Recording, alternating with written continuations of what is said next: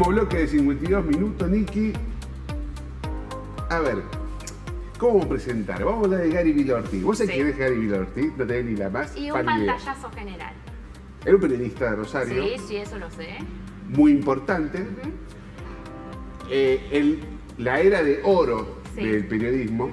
En Rosario había grandes que eran esos periodistas que eran escritores también y con una cultura general impactante, era impresionante. Como Era- los que tenemos ahora, ¿no? No, precisamente ahí está la diferencia. Eso, no, nada que ver de eso. No hay ningún Gary dando vueltas. Bueno, ¿y quién lo rescata? Un amigo de la casa, Fabián Bazán, que lo va a presentar el miércoles próximo al libro este. El miércoles de la semana que viene, en el foyer del Círculo. Sí. Qué hermoso lugar, sí. Sí, pero además es el lugar indicado porque... bueno, me meto ya. Dale, vamos a hablar de...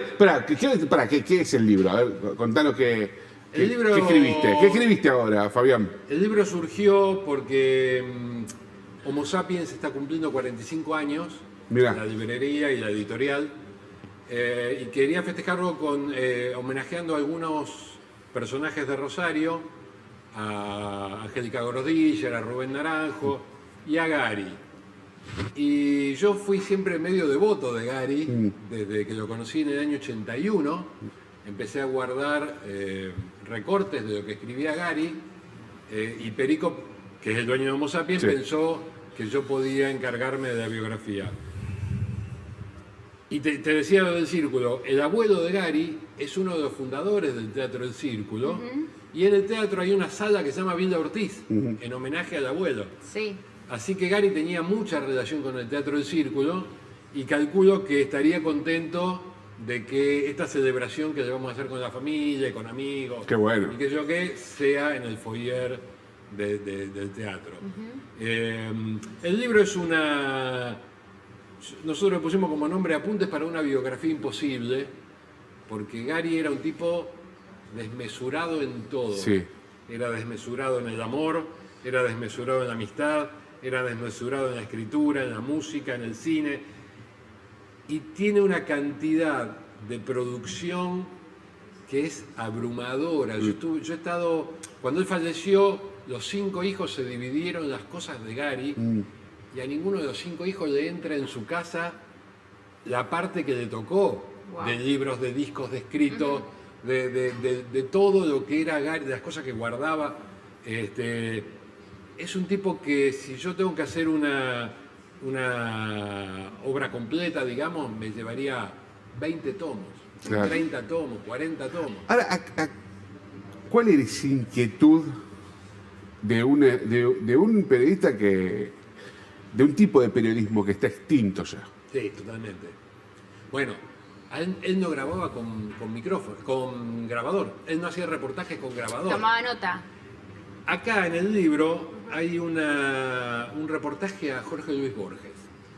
Gary fue el tipo, probablemente en la ciudad seguro, y no sé si no en el país, que más reportajes le hizo a Borges. Él tenía adoración por Borges.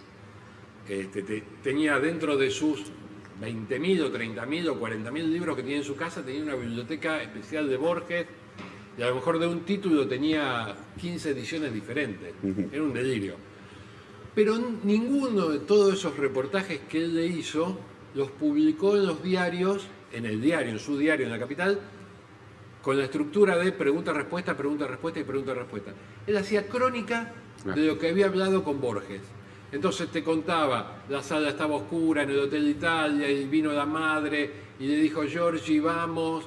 Y entonces el poeta pero no están las preguntas y las respuestas. Como la nieta de Gary, Lucía Villortiz, hizo un documental sobre él, que se puede ver, el que compra el libro hay un código QR acá para que vea el documental de la nieta, encontró un DVD con el penúltimo reportaje que le hace Gary a Borges, 10 días después del triunfo de Alfonsín en el 83. Yo me tomé el atrevimiento de reproducirlo pregunta-respuesta, pregunta-respuesta, porque es interesantísimo todo lo que cuenta Borges, y porque aparte era un Borges que estaba exultante por el triunfo de Alfonsín. Él decía que nunca en su vida se imaginó que Alfonsín iba a ganar al peronismo. Y él ya estaba preparado para vivir otra vez el peronismo y de golpe siente la obligación de la esperanza que le daba Alfonsín. Es un reportaje fantástico y no estaba en ningún lado. Entonces me tomé el atrevimiento y lo publicamos. Bueno, yo te recomiendo, Niki, porque es algo que es de otra época, de otra dimensión. En una ciudad donde el periodismo tenía un proyecto de político detrás, claro, ¿no? sí. Había un proyecto político. Bueno. La capital quería ser, Rosario tenía que ser la capital de la Argentina. Hoy tenemos políticos en Rosario que están diciendo que a Rosario la dejaron. ¿Cómo a Rosario la dejaron? Rosario nunca pidió permiso para nada. Bueno, y en la capital, en la historia de la capital hay dos hechos que escaparon de la historia normal de la capital, de un medio conservador, tradicional. El primero fue en el año 53, cuando llaman a Nora Lagos, nieta de Ovidio, Claro. que era peronista y amiga de Perón, para que Perón no se quedara con el diario como se había quedado con la Tribuna, con la prensa en Buenos Aires. Y la ponen durante 2 años como directora de la capital y el diario pasa a ser un diario peronista, era un medio de publicidad del peronismo. Era terrible. Y la segunda gran bifurcación fue el nombramiento de Gari como jefe de redacción en el año 91. En el año 91 la capital era el medio que marcaba la agenda de la ciudad de ese día. Salía de la capital, todos los programas de radio de la mañana leían la capital, Sí, por supuesto. y toda la ciudad hablaba de lo que hablaba la capital capital. y los programas de radio que hablaban de la capital. Ajá. Tal cual. En el 91, con Caballero intendente, Reutemann gobernador, lo nombran a él como jefe de redacción, se jubila un montón de gente grande de la capital, muy conservadora, y Gari, en vez de reponerla con periodistas también tradicionales, se va a la facultad y trae gente del peronismo, del PC, del socialismo, del sindicalismo, y el diario gira, da una vuelta, un giro copernicano. Claro. Los primeros cortes de comunicación social ingresan al diario. Claro, tal cual. Nacho Suriani, decía que ese fue la mayor revolución cultural de la historia de Rosario, fue Gari al frente de la capital, llevando a todos los periodistas que llevó, que después fueron señores periodistas. Y un Evaristo Monti que venía. Estaba en la otra vereda. En la otra vereda y venía Bueno. en capas caídas ya. Está bien, pero sí, está bien, estaba en la otra vereda, todo lo escuchábamos para putearlo, pero comparado con lo que hay hoy, mamita, era Datalier y Claro. Evaristo. ¿Tenemos un minuto?